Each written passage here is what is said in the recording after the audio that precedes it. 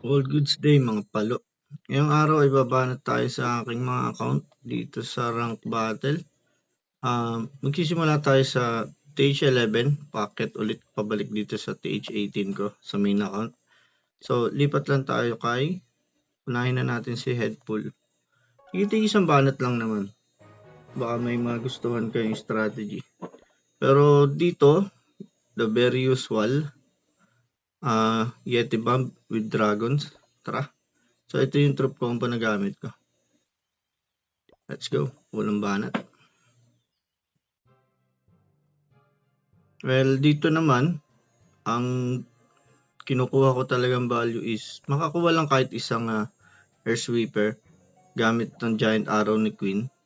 Pero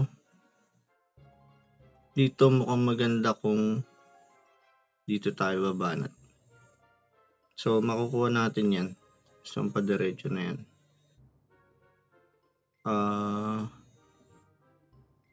Okay. Yun ganda. Ay, hindi nakuha yung isa. Goods lang yan. Tapos si BK drop na natin dyan. Then, loons muna bago ang dragons. Para sa mga seeking air mine, mga traps, gano'n. Si Blimp, pwede naman natin sama dyan. Pero, ginagawa ko ganito na lang para mabilis-bilis. So, nagre-reach ako dyan. Tapos, yan. 3 clone, then rage din dun. So, para bukod, para mabilis lang. Then, buhay pa si Queen. Goods pa naman. Tapos clean up na lang sila dyan. Ngayon sa mga gustong manood kasunod ng video na to, meron tayong, ang full video nito is nasa YouTube channel natin. So, Clashful Plays lang din. Don't forget to subscribe sa ating YouTube channel. Meron din tayong TikTok, syempre. Doon tayo nagla-live tuwing gabi. Pasyal lang din kayo doon pagka gusto nyo makapanood ng live natin. Pwede din magpaturo kung may gusto kayong matutunan or kung may maitutulong man ako sa inyo. Ayun na. All goods. So, sunod na banat natin is TH12. Sa YouTube na lang kayo punta mga chip. Ingat-ingat. God bless.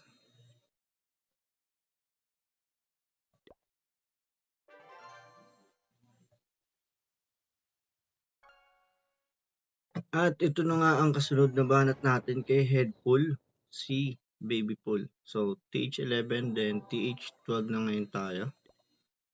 Ang gamit kong strategy dito is Fireball, Super Witch.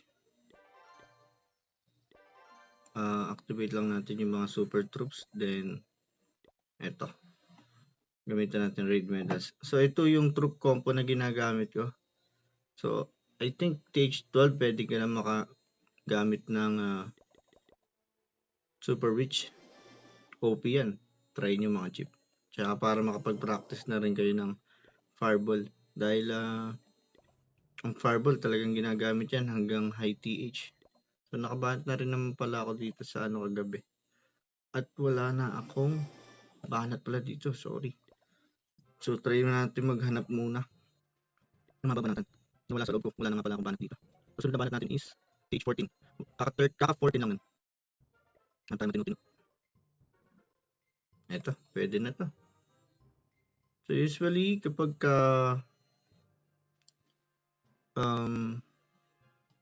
Fireball nang kinukuha ko talaga Eagle, pwede tayo mag Fireball dito sa Air Sweeper. Tara, Warden walk muna tayo. So, loons, then healers.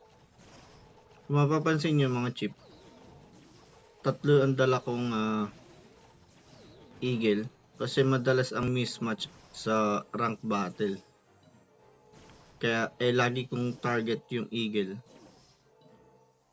Kumbaga hindi kaya ng Fireball, kahit sagad yung Fireball ko sa TH12, hindi kaya i-take down yung pagkadalawang EQ lang. Kaya nagtatatlo ako. So, 1, 2, 3. Let's go. Kuha pa pati CC. Siguro mag-cut na ako dito. Dropan ko ng barbs. Tapos Ice Golem, Super Witch, King and Queen. Wall break tayo dyan. Okay, may opening naman na. Counter funnel ko lang yun. Headhunter pala, drop tayo. Ako, si King yata natutukan. Sige, invi natin yan.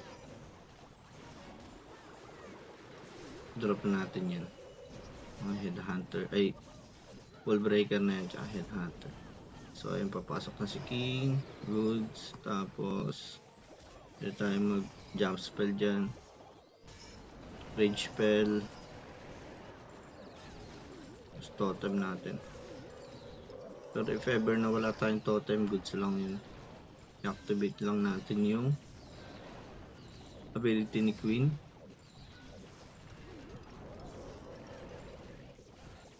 Then headhunter, pwede natin drop dito.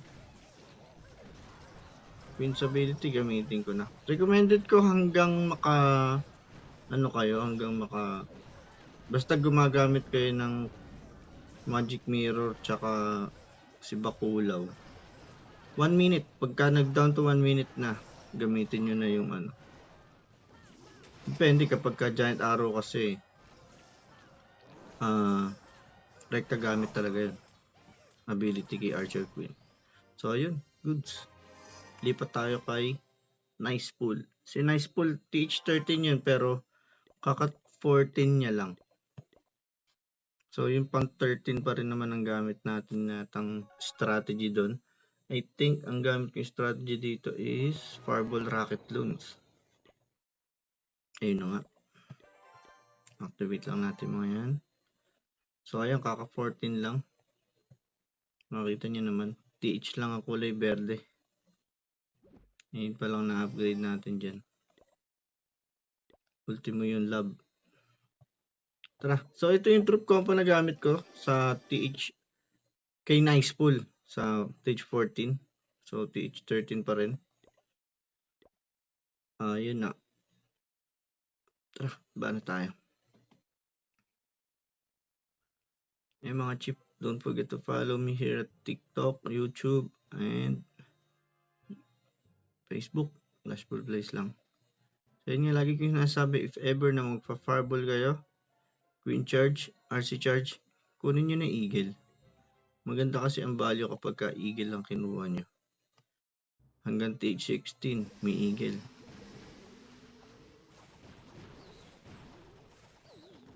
Okay, pwede natin tago to. Tapos, hindi natin, EQ. Okay. So, loons na tayo dyan, then healers. We'll see kung saan pupunta si Warden. I think maganda papuntahin si Warden dito pababa ng 6 o'clock. Okay. Hatakin natin siya dito. Uy, hindi na-detect. Hindi pa rin na-detect. Okay, so dun niya talaga gusto. Let's Golem, King and Queen. Drop tayo dyan. Uy, dahil pa ng Tesla doon. So babantayan lang natin si King and Queen. Headhunter tayo. Siege Barracks pala. Napapansin nyo pagka nag-Siege Barracks ako, nagdadrop ako ng Barb. Kasi possible yan, merong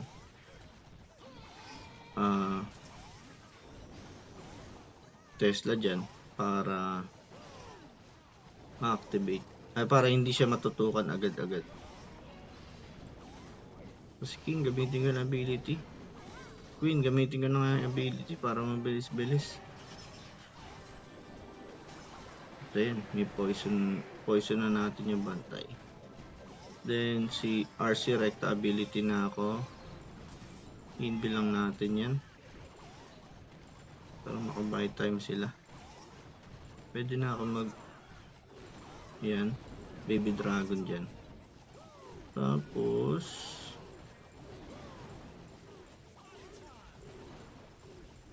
Si Queen looking good. Si Warden looking good.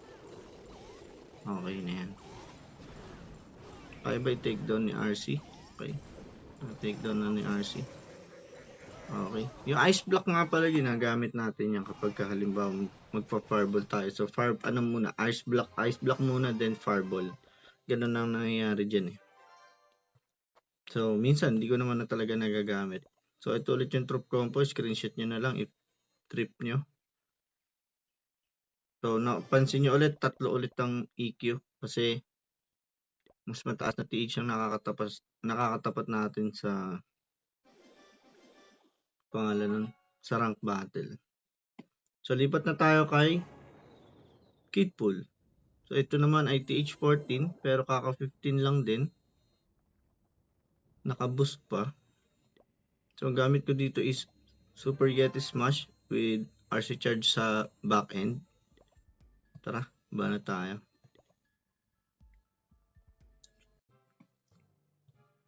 So ayun, ganun pa rin. Kapag yung strategy naman na to, dito pa rin ako sa Eagle dadaan.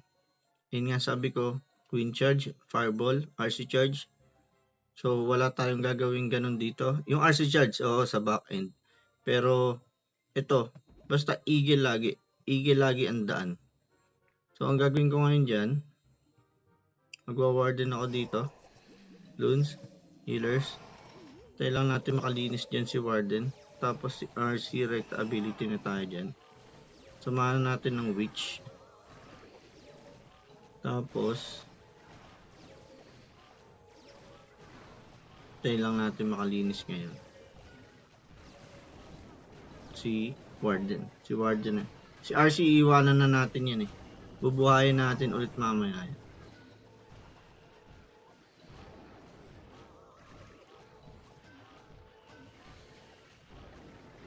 Si Archer Tower. Yan. Okay na. Pwede natin hitakin yan. So, Ice Golem. Lag Launcher. King and Queen. Tapos, ito pang palambot ng walls.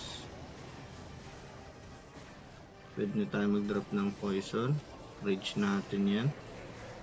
Pansin nyo, dun tayo dumaan sa may Eagle para ma-snipe agad siya. Hindi siya makapanakit agad ng mahaba, ng matagal. So ayun, na-take down na siya. Tapos pagka nandito na sa gawin na to, titingnan nyo ngayon dyan kung nasa na si BK. Pagka maganda-ganda na yung pwesto ni BK, pwede nyo na siyang gamitin ability din.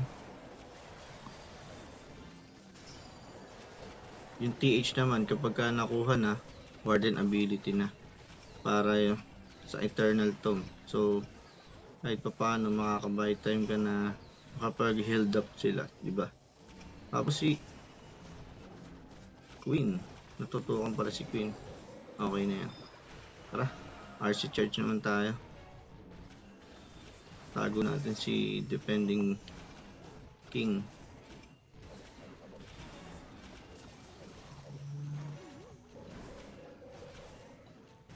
Okay na.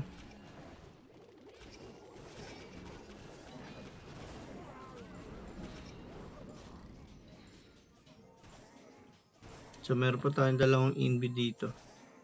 So ayun, pagkatapos ma-take down ng TH, madalas ayun, ginigising ko na si RC.